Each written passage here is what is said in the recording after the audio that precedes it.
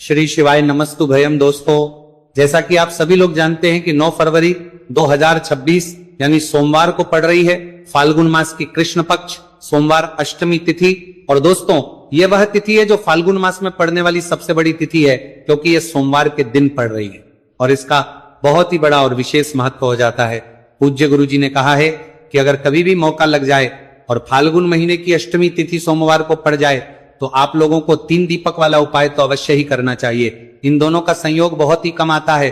इसी के साथ में गुरुजी ने अपनी शिव पुराण कथा में बताया है कि इस दिन आपको एक 3 दीपक वाला उपाय तो आपको अवश्य ही करना चाहिए, क्योंकि ऐसा दिन पूरे साल में सिर्फ एक ही बार आता है। और दोस्तों, आप सभी लोग जानते हो कि सोमवार अष्टमी तिथि का अगर सबसे बड़ा कोई उपाय है तो वह 3 दीपक वाला है। तो दोस्तों, सोमवार अष्टमी तिथि के दिन आप लोगों को इस 3 दीपक वाला उपाय को जरूर करना है। बहुत सारे लोग होंगे जिन लोगों ने इस उपाय को ना किया हो, मतलब पूरा साल निकल गया, उन्होंने किसी भी दिन इस 3 दीपक वाला उपाय को ना किया हो। पर दोस्तों, आपके पास एक आखिरी मौका बचा हुआ है, जो कि 9 फरवरी सोमवार अष्टमी तिथि के दिन है। इस दिन आप लोगों को इस वाले उपाय को जरूर कर लेना। भले ही आपने पूरे महीने भर इस उपाय को ना किया हो, पर अगर आपने इस फाल्गुन महीने के सोमवार अष्टमी तिथि के दिन अगर इस वाले उपाय को कर लिया तो आपको इस उपाय को करने का वह फल मिलेगा जिसकी आपने कभी कल्पना भी नहीं करी होगी। इसीलिए आप लोग इस वाले उपाय को एक बार जरूर कर लेना है, ताकि आप लोगों के हाथ से यह मौका ना जा सके और आपको इस उपाय को करने का फल मिल सके। दोस्तों, यह उपाय पंडित जी अपनी अभी की ही श्री शिव महापुराण की कथा में बताया है जी। इस उपाय को आज हम आपको बहुत अच्छे से समझाने वाले हैं। इस वीडियो को देखने के बाद इस उपाय को समझने के लिए आपको कोई और वीडियो को देखने की जरूरत नहीं पड़ेगी। तो चलिए दोस्तों, उपाय को शुरू करते हैं। देखिए, ये फाल्गुन महीने के सोमवार अष्टमी तिथि के दिन ये इतना खास होता है, इतना महत्वपूर्ण होता है।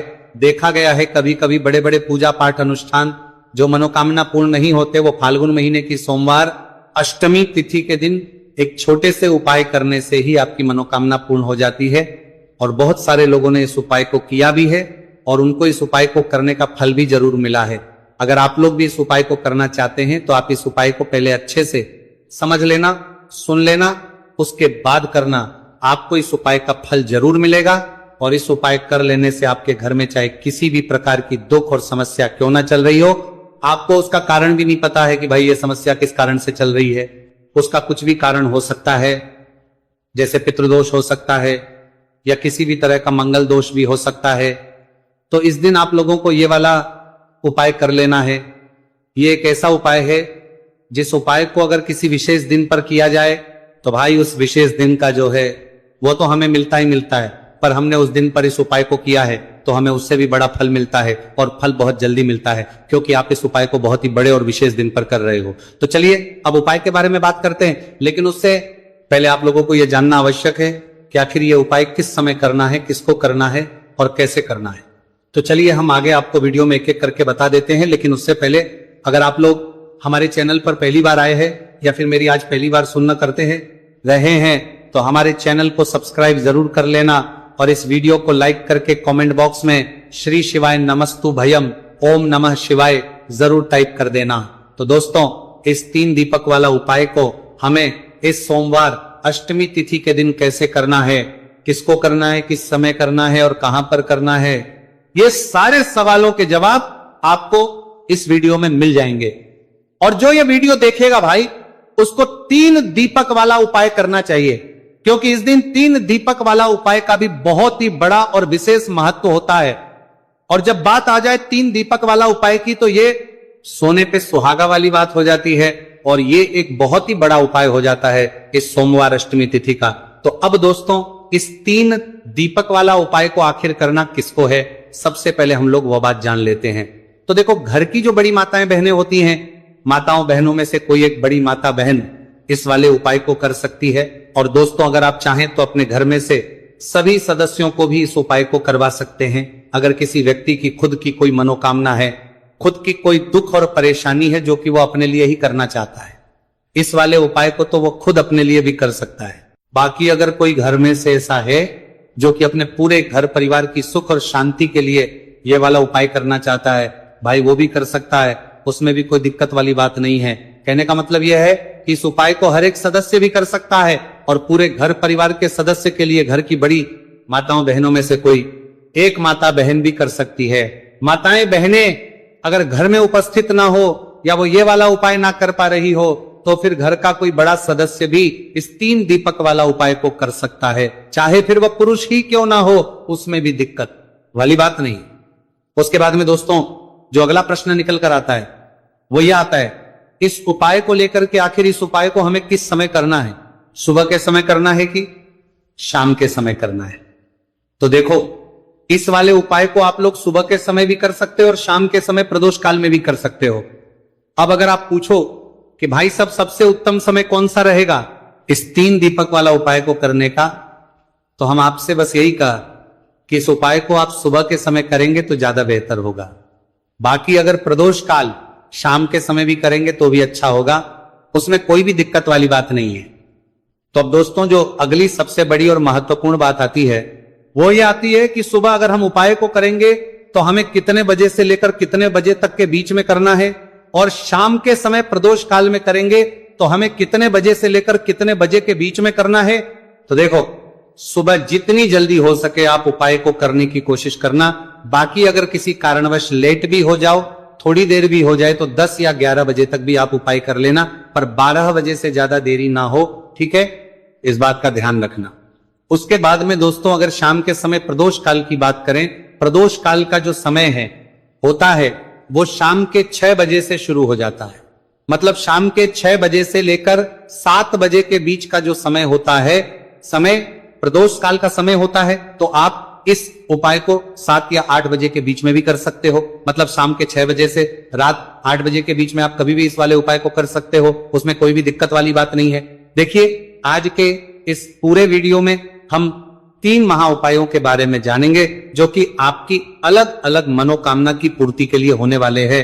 देखिए इन उपायों के माध्यम से आपके जीवन में जो धन से जुड़ी समस्या है वह सभी दूर, नौकरी प्राप्ति में यदि आपको समस्या आ रही है, व्यापार अच्छे से नहीं चल पा रहा है, और साथ ही साथ जीवन की समस्त समस्याओं को दूर करने के लिए आपको ये चमत्कारी उपाय करने हैं। चलिए दोस्तों जान लेते हैं पहले महा उपाय के बारे में। देखिए दोस्तों यदि आपकी ऐसी कोई भी मनोकामना जो परिपूर्ण नहीं हो पा रही है, आप उपाय कर कर के थक चुके हैं, लेकिन आपको ऐसा लगने लगा है कि महादेव आपकी सुन ही नहीं रहे हैं, या फिर आपके घर में धन को लेकर बहुत ही अधिक समस्या है, और यदि आप चाहते कि घर में हमेशा सुख समृद्धि बनी रहे, देखिए दोस्तों इस उपाय को करने के लिए सबसे पहले तो आपको एक पीपल का पत्ता लेना होगा। देखिए अष्टमी तिथि का दिन है तो आप इस दिन पीपल का पत्ता पीपल के वृक्ष से तोड़ सकते हैं, और साथ ही साथ सोमवार के दिन और साथ ही साथ अष्टमी तिथि के इस महासंयोग में यदि आप इस उपाय को करते हैं तो इस उपाय का आपको 4 गुना फल प्राप्त होने वाला है। तो सबसे पहले तो आपको एक पीपल का पत्ता लेना, इसी के साथ में आपको मात्र थोड़ा सा शहद लेना है, इसी के साथ में आपको 7 यानी कि 7 अक्षर के दाने लेना है जो कहीं से भी टूटे हुए खंडित नहीं होने चाहिए। इसी के साथ में आपको लेने होंगे 1 चुटकी काले तिल। काले तिल आप 11 भी ले सकते, 21 भी ले सकते, 51 भी ले सकते हैं, जितने भी आपके पास है उतने ले सकते हैं। देखिए दोस्तों आपके पास जो पीपल का पत्ता है, सबसे पहले तो उस पीपल के पत्ते पर आपको शहद की 7 रहे बिंदियां लगानी। देखिए गुरुजी यहां पर एक विशेष जानकारी दी है कि जब भी आप ये 7 बिंदियां लगाएंगे तो आपको अपनी जो भी विशेष मनोकामना है उसे मन में सोचते रहना है। अब दोस्तों आपके पास जो 7 चावल के दाने हैं उन्हें आपको उसी पीपल के पत्ते के ऊपर रख देना है। देखिए दोस्तों जब आप 7 चावल के दाने पीपल के पत्ते पर रखेंगे तो आपको अपना नाम और अपनी गोत्र को मन में बोलना है। अब इसी पीपल के पत्ते के ऊपर आपके पास जो 1 चुटकी काले तिल है उसे भी आपको रख देना है। अब इस पीपल के पत्ते को दोनों हाथों में रख करके आपका जो पूरा घर ही घर के प्रत्येक कोने में, प्रत्येक कमरे में इस पीपल के पत्ते को लेकर के आपको घूम जाना है। केवल बाथरूम और शौचालय को छोड़ करके सभी कमरे में घूम जाना है। आपको लगातार ओम नमः शिवाय या फिर श्री शिवाय नमस्तु भयम इस मंत्र का जाप करते रहना है। अब दोस्तों इस पीपल के पत्ते को लेकर के सीधे आपको पहुंच जाना है किसी भी बहते हुए जल में, सरोवर के पास। वहां पर अपना नाम और अपनी गोत्र को बोलते हुए और अपनी जो विशेष मनोकामना है उसे बोलते हुए इस पीपल के पत्ते को आपको जल में प्रवाहित कर देना है। देखिए दोस्तों, गुरुदेव ने बताया है कि यदि आपके घर के आसपास कोई भी नदी, तालाब, सरोवर नहीं है तो इस पीपल के पत्ते को आप पीपल के वृक्ष के नीचे या फिर बेलपत्र के वृक्ष के नीचे भी रख करके आ सकते हैं। वहां पर भी आपको अपना नाम और अपनी गोत्र बोलना है और अपनी मनोकामना को बोलते हुए वापस आपको अपने घर आ जाना है। गुरुजी ने बताया है कि जो भी व्यक्ति 9 फरवरी फाल्गुन मास की सोमवार अष्टमी तिथि पर इस उपाय को कर लेता है, उसकी सारी कामनाएं स्वयं हमारे महादेव परिपूर्ण करते हैं। अब दोस्तों, हम जाने को प्रभारी परिपूर्ण करते हैं, लेते हैं दूसरे विशेष उपाय के बारे में। देखिए, इस उपाय के माध्यम से आपके घर में सुख, शांति, समृद्धि और धन संपदा हमेशा बढ़ती रहेगी। आपका जो दुर्भाग्य है वो दूर होगा। माता लक्ष्मी हमेशा आपसे प्रसन्न रहेगी।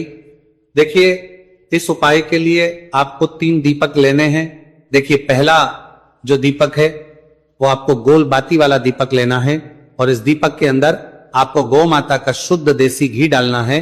और जो अन्य 2 दीपक हैं वो आपको लंबी बाती के तैयार करने हैं और इन दोनों दीपक के अंदर भी आपको गौ माता का शुद्ध घी प्रयोग करना है। तो एक दीपक आपको गोल बाती का तैयार करना है, 2 दीपक आपको लंबी बाती के तैयार करने। देखिए, गुरुदेव ने एक जानकारी दी है कि यदि जो आप लंबी बाती के 2 दीपक है उन्हें आटे के बनाते हैं तो इसका फल आपको 6 गुना प्राप्त होता है।